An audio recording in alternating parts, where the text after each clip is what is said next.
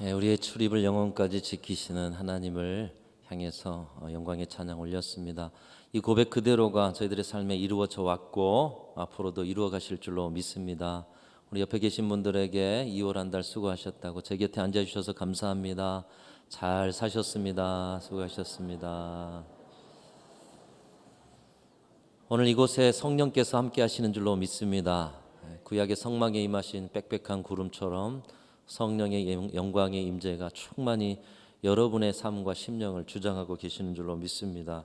닫힌 마음을 열어서 빛을 보게 하시고 예배자로서의 그 기쁨과 영광을 누리게 하시고 부족한 종의 어두움은 가려주시고 또 오직 주님의 말씀만 여러분이 성령의 충만한 가운데 들어 이 세상 가운데 성령의 능력으로 살아가는 한 분 한 분으로 세워주실 줄로 믿습니다.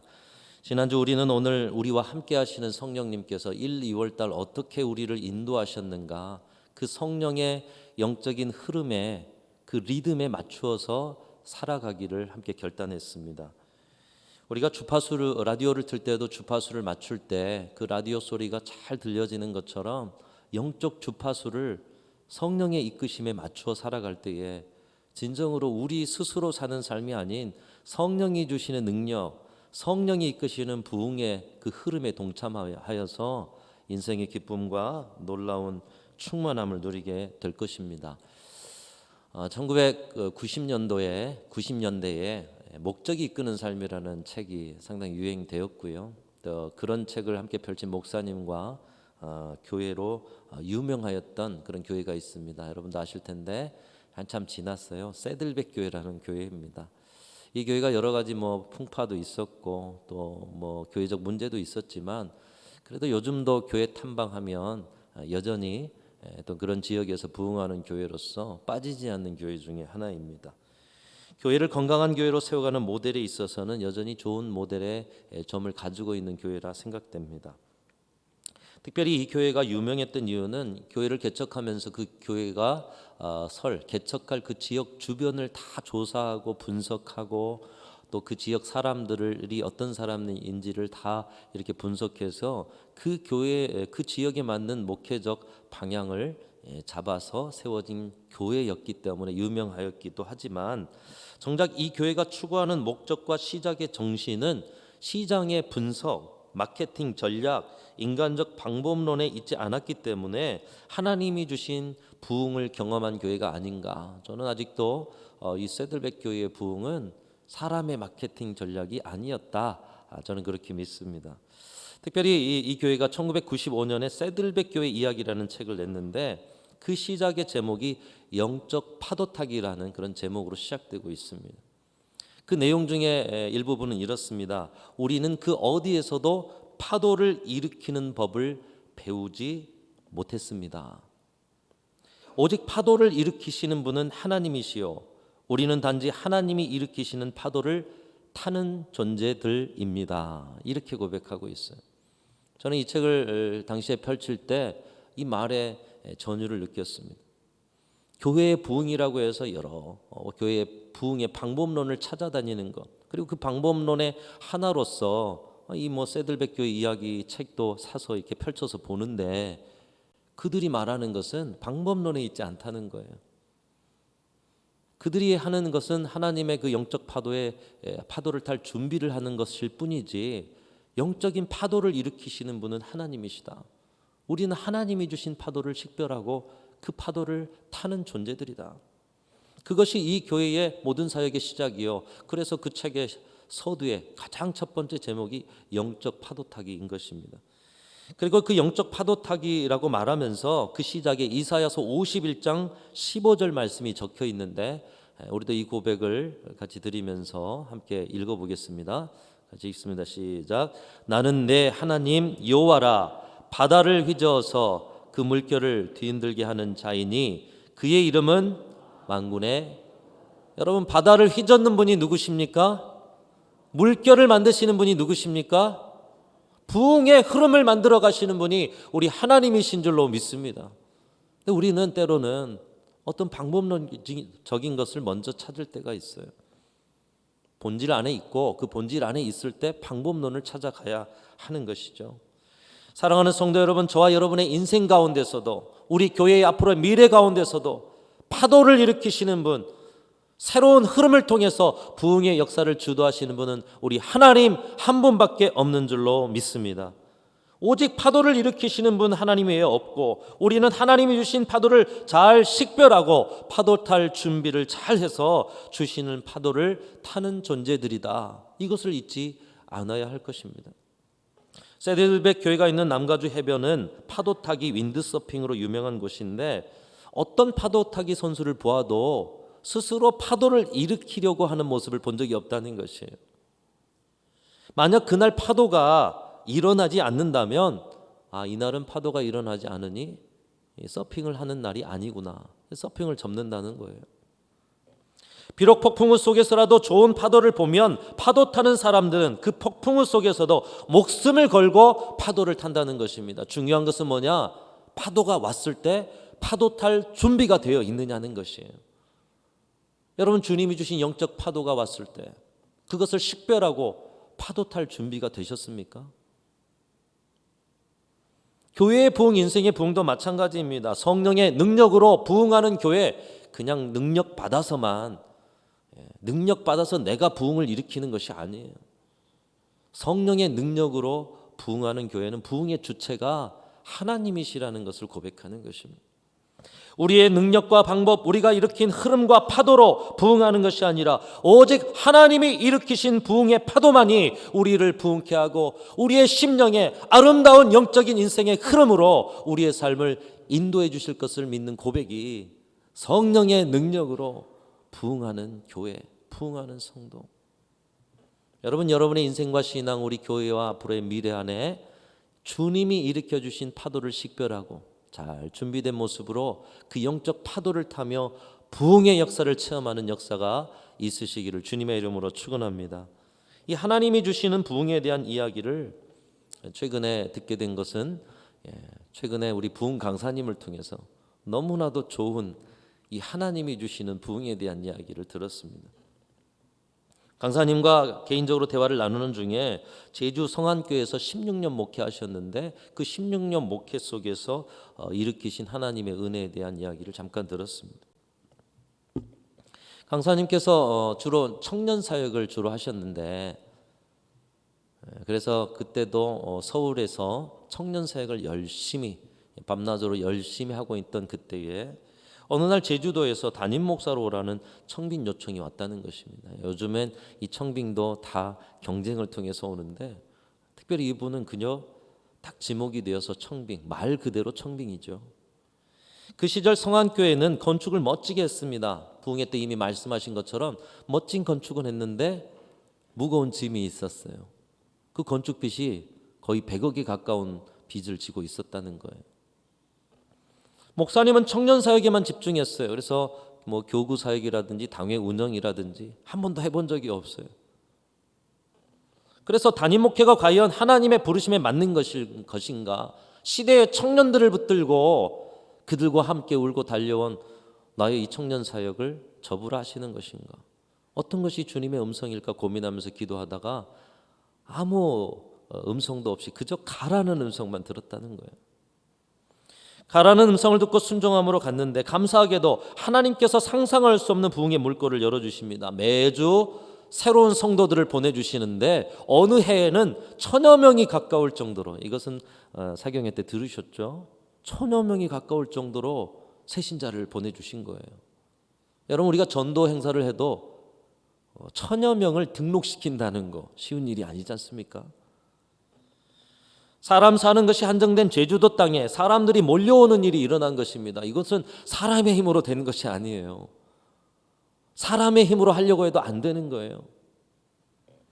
그래서 원인을 분석해 보니 당시 가수 이효리 씨의 제주살이가 인기 방송으로 이렇게 상영이 되고, 또 그것을 통해서 제주 한 달 살이, 제주도가 살기 좋은 도시로 계속 알려지게 되는 것이에요. 그러다 보니 못해서 사람들이 몰려옵니다. 몰려와 살면서 교회를 찾는데 건축이 잘 된 그런 교회 하나가 딱 보이는 것이죠. 바로 그 교회가 성안교회. 그래서 10여 년 동안 상상할 수 없는 부흥을 경험하고 교인들이 몇 배로 이렇게 늘어나다 보니까 재정도 몇 배로 늘어나고 생각지 못하게 몇 년 안에 이 건축빚을 다 갚게 된 것이에요. 그리고 새로운 교인들이 몰려오니 교회 여러 가지 시스템들도 부서들도 계속해서 세워가고 또 다음 세대 미래 세대를 세우기 위한 목회 철학을 담아서 교회 일부분 소그룹실이 가득한 리뉴얼까지 다 마치고 코로나 시절을 잘 겪고 나서 힘있게 지금 사역하고 계시다는 이야기를 들었습니다. 그렇게 말씀하시면서 이런 말씀을 하십니다. 목사님, 부흥은 하나님이 주시는 것입니다. 여러분 믿으십니까? 부흥은 하나님이 주시는 것이다. 이것이 정말 저와 여러분의 믿음이 되기를 소망합니다. 저는 목사님의 이 말씀에 기대감이 차올랐습니다. 제주에서 역사하신 하나님, 순천에서도 역사하시며 여러분 지난 시절에 역사하신 하나님, 오늘의 시대에도 역사하시는 줄로 믿습니다. 우리 교회를 향한 계획을 갖고 계시는 하나님은 반드시 그 계획을 이루실 터인데 하나님의 때에 우리 교회도 이렇게 세워가시겠구나. 우리 시절에도 이 부흥을 주시기를 소망하는 이 기대감이 차올랐습니다. 부흥하는 교회들이 똑같이 하는 말이 이것입니다. 부흥은 하나님이 주시는 것입니다. 그런데 한편 생각해 보면 부흥했으니까 하는 말일까요? 결코 그렇지 않을 것입니다. 자신들의 힘으로 자신들의 능력으로 된 것이 아님을 경험하면서 결코 내가 했다, 우리의 노력과 수고로 했다라고 말할 수 없는, 상상할 수 없는 하나님의 위엄과 역사를 체험했기 때문에 하나님의 경이로운 역사를 입술로 간증하고 있는 것이 우리가 한 것이 아니라 부흥은 하나님이 이루신 것입니다. 사랑하는 성도 여러분, 저와 여러분이 함께 이룬 우리 순천중앙교회 이 믿음의 공동체가 하나님의 계획, 하나님의 때에 하나님이 주시는 부흥을 분명코 경험하게 될 줄로 믿습니다. 그러기 위해서는 우리는 하나님이 주신 파도가 언제 우리에게 오는가를 식별할 수 있는 지혜가 있으셔야 돼요. 그리고 그 파도가 왔을 때 파도를 탈 수 있는 준비가 되어 있어야 한다라는 것입니다. 가정이든 교회에서든 사회에서든 영적 파도 타기 선수들이 다 되셔서 부흥의 파도를 놓치지 않고 주님 주신 부흥의 역사를 인생과 가정과 우리 교회 안에서 누리는 저와 여러분들 모두가 다 되시기를 주님의 이름으로 축원합니다. 바로 그 일이 성령의 능력으로 부흥하는 교회, 부흥하는 인생 표 안에 있는 거예요. 부흥은 하나님이 주신다. 그것을 위해서 식별하고 분별하는, 그리고 그 파도 타기 위해서 준비하는 삶을 살아가야 된다. 여러분 지난 한 주간 주님께서 성령을 통해서 우리 가운데 어떤 준비를 하기를 원하시는가? 성령께서는 계속해서 여러분의 인생 하루하루에 이 영적인 흐름들을 주신다고 말씀드렸어요. 계속해서 흐름을 이어가시는데 지난 한 주 여러분에게는 어떤 영적인 흐름들을 주시고 이 부흥의 파도를 탈 수 있는 준비를 하라, 이렇게 준비하라 명령하신 말씀들이 있으십니까? 우리 교회는 새벽 기도와 매일 묵상 큐티 본문을 생명의 삶 진도로 진행하고 있습니다. 어제 오후 큐티를 도와드리기 위해서 큐티 세미나를 서울에 있는 강사님 모시고 세미나를 잘 개최했고요. 앞으로도 더 큐티 실습과 나눌 수 있는 그런 장들을 열어서 모든 성도들이 같은 본문으로 함께 큐티 말씀을 묵상해가는 교회. 그래서 한 말씀으로 매일 통일이 되고 연합이 되고 또 그 가운데 주신 공통의 말씀과 개인에게 주신 그 말씀을 가지고 늘 깨어있는 교회, 우리 교회가 그런 교회로 계속해서 자라가게 될 줄로 믿습니다. 하나님께서 우리 교회에 성령의 충만함 가운데 성령이 이끄시는 영적인 흐름을 주시는데 가장 먼저는 말씀을 통해서 우리에게 하나님께서 주시는 이 파도 타기를 준비하는 이 성령께서 주시는 그 말씀 흐름을 명령하고 계시는 말씀이 이번 큐티를 통해서도 저에게 주시고 또 여러분에게도 주셨습니다. 특별히 지난 한 주 우리 교회는 새벽 기도와 매일 큐티를 통해서 요한복음 13장 14장을 묵상했고 오늘부터 또 15장의 묵상이 이어지고 있어요. 그런데 이 말씀들은 다 같이 한 장면 안에서 이루어지고 있습니다. 예수님께서 제자들의 발을 씻기는 장면 안에서 그 발을 씻긴 후에 너희 중에 하나가 나를 팔 것이다. 그리고 그 한 사람이 박차고 나간 후에 계속해서 주시는 말씀이 13장, 14장, 15장에 이어지고 있어요. 다시 말하면 한 말씀이에요. 그 말씀을 통해서 지난 한 주간 똑같은 말씀을 반복적으로, 이번 주도 똑같은 말씀을 반복적으로 이것을 갖추라는 거예요. 이것을 통해서 영적인 흐름을 일치시키고 하나님이 기뻐하시는 준비가 잘 된 교회가 되어서 진정으로 하나님이 주신 그 파도를 타는 준비된 교회로 서라고 말씀하시는 거예요. 이 말씀 가운데 우리에게 주시는 반복적으로 명확하게 선명하게 주시는 이 말씀이 뭐냐? 오늘 본문에도 나타나 있는데 5절 말씀입니다. 우리 5절 말씀 같이 읽어보도록 하겠습니다. 시작. 나는 포도나무요 너희는 가지라. 그가 내 안에 내가 그 안에 거하면 사람이 열매를 많이 맺나니 나를 떠나서는 너희가 아무것도 할 수 없음이라. 말씀 속에서 말씀하시는 바가 뭐냐? 여러분 열매를 많이 맺기 위해서는 어떻게 해야 돼요? 주님이 내 안에, 내가 주님 안에 있어야 한다라고 말씀하고 있어요. 한번 따라하겠습니다. 주님이 내 안에, 내가 주님 안에. 예수님께서 열매를 많이 맺는 법을 가르쳐 주시는데 지금 아까 말씀드렸듯이 제자들의 발을 씻기고 그리고 가룟 유다가 예수님을 팔 것을 말씀하시자 박차고 그 자리를 떠나버리고 이런 상황 가운데 주님이 말씀하시는 거예요. 다시 말하면 앞으로 십자가를 지실 그 주님이 이제 내가 고난을 당할 텐데 이 제자들을 이 땅에 남겨놓고 고아처럼 남겨놓고 가는 그 가슴 아픈 안타까운 마음을 가지고 발도 씻기시고 말씀도 주시고 그런 속에서 내가 떠나더라도 이 제자들이 열매 맺는 삶, 성령의 능력으로 살아가는 삶, 그 영적인 흐름 안에서 하나님이 주신 부흥을 경험하는 삶, 그 삶을 살게 하시기 위해서 열매 맺는 법, 꼭 예수님께서 이 땅 가운데 성공적인 사역들을 감당했듯이 제자들도 그런 삶을 살기를 원하시면서 제자들에게 이것을 나누고 계시는 것입니다. 그 열매 맺는 비결이 바로 주님이 내 안에, 내가 주님 안에 거하는 삶이다. 포도나무에 가지가 딱 붙어가지고 그 가지가 원줄기와 연합이 되어 있고 원줄기가 하나가 되어서 뿌리로부터 솟아오르는 그 영양분과 수분을 공급받아 열매를 맺듯이 너희들이 내 안에 거하고 내가 너희들 안에 거할 때 진정한 그 연합을 이룰 때 진정한 일체의 삶을 살아갈 때 진정한 하나됨을 이룰 때 너희들 안에도 열매가 가득한 삶, 성령이 이끄시는 영적 흐름에 부흥을 경험하는 삶, 영적 파도 타기에 승리하는 삶을 살게 될 것이다. 이렇게 말씀하고 계시는 것입니다. 사랑하는 성도 여러분, 여러분의 삶 안에 언제나 어디서나 주님이 여러분 안에 계시고 여러분이 주님 안에 거하심으로 이 놀라운 주님의 은총을 열매 맺는 삶을 날마다 누리시기를 주님의 이름으로 축원합니다. 오늘 이 열매 맺는 삶과 더불어 계속 앞에서 말했듯이 성령이 이끄시는 그 흐름에 함께 맞추어 사는 삶, 그리고 영적 파도 타는 삶, 똑같은 이야기인 것이에요. 단어만 다르고 내용만 다르지. 그것을 준비하기 위해서는 우리는 매 순간 주님이 내 안에, 내가 주님 안에 살아야 한다는 것입니다. 주님이 내 안에 거하고 내가 주님 안에 거한다. 이 거한다는 말은 함께 산다, 그 속에 머물러 산다라는 말일 거예요. 여러분의 심령의 인생의 여러분의 삶의 모든 자리에 주님이 살고 주님이 계신 모든 곳에 여러분이 있고,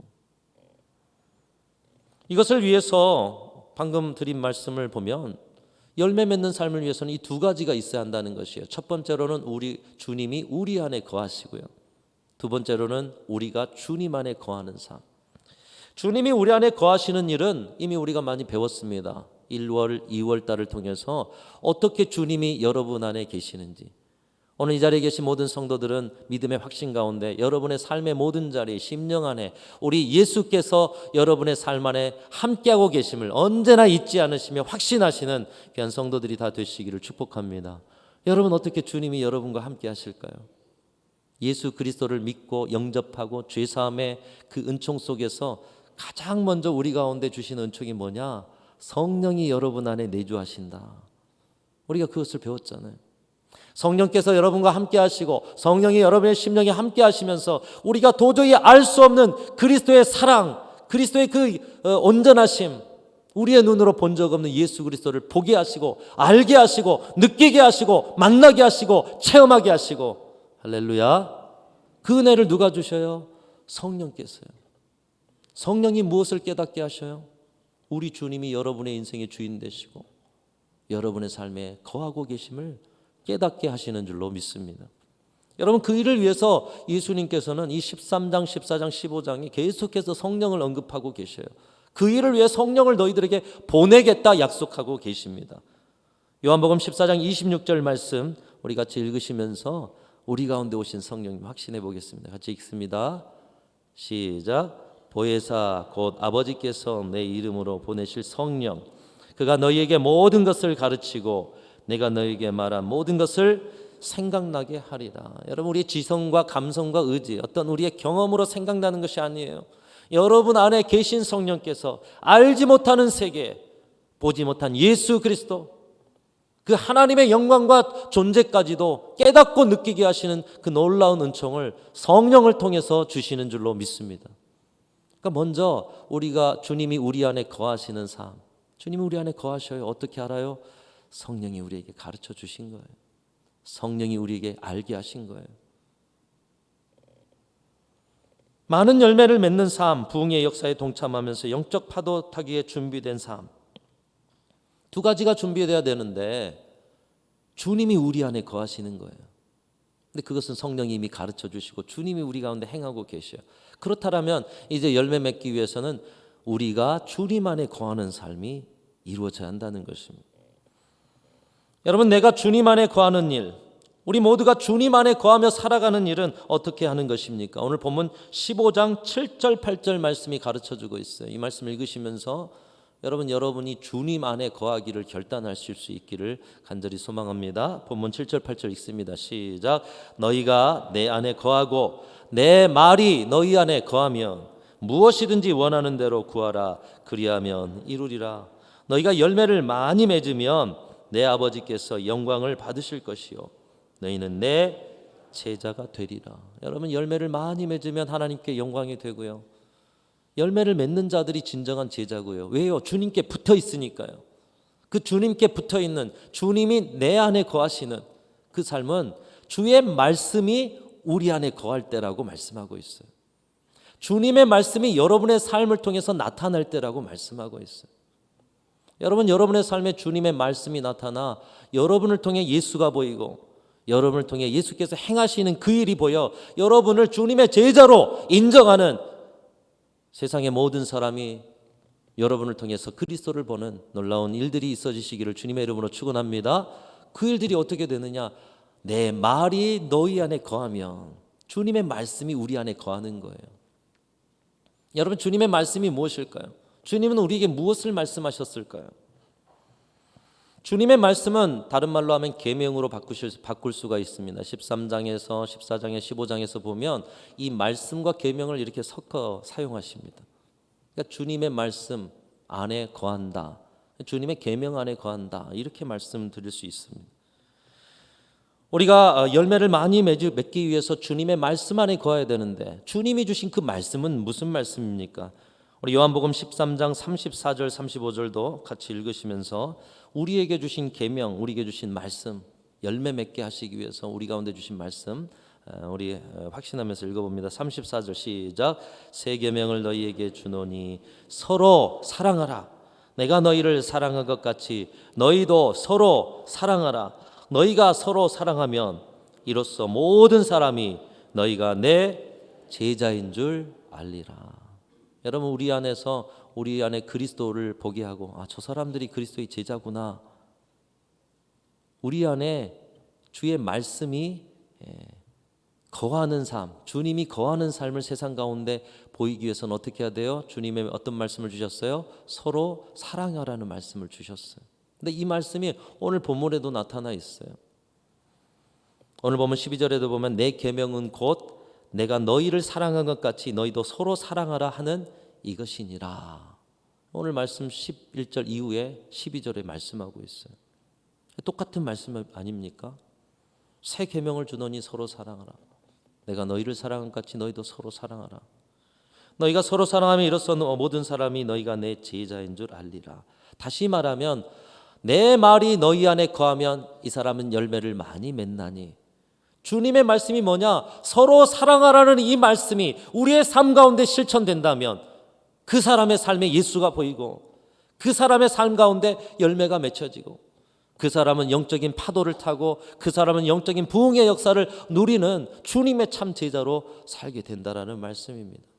사랑하는 성도 여러분, 여러분의 삶 안에 진정으로 예수께서 명령하신 이 말씀, 이 계명, 서로 사랑하라는 이 말씀이 온전히 실천되어서 주님이 여러분 안에 거하시는 놀라운 역사가 이루어지실 수 있기를 주님의 이름으로 축원합니다. 근데 이 서로 사랑하는 것은 또 뭐 어떻게 하는 거예요? 오늘날 이 시대의 교회가, 오늘날 이 시대의 성도들이 주님이 주신 이 새 계명을 가지고 정말 서로 사랑하는가? 우리 사랑한다고 하고 있는데요.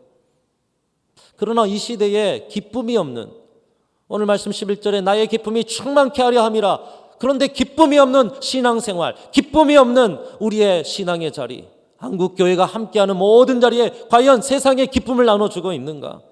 아니, 우리는 사랑하고 있는데요. 여러분, 어떻게 하는 것이 서로 사랑하는 것일까요? 오늘 본문 앞에서 말씀드렸듯이 예수님의 제자들의 발 씻음으로부터 시작되고 있다고 말씀드렸어요. 주님은 이 발 씻어주심을 통해서 제자들에게 말씀합니다.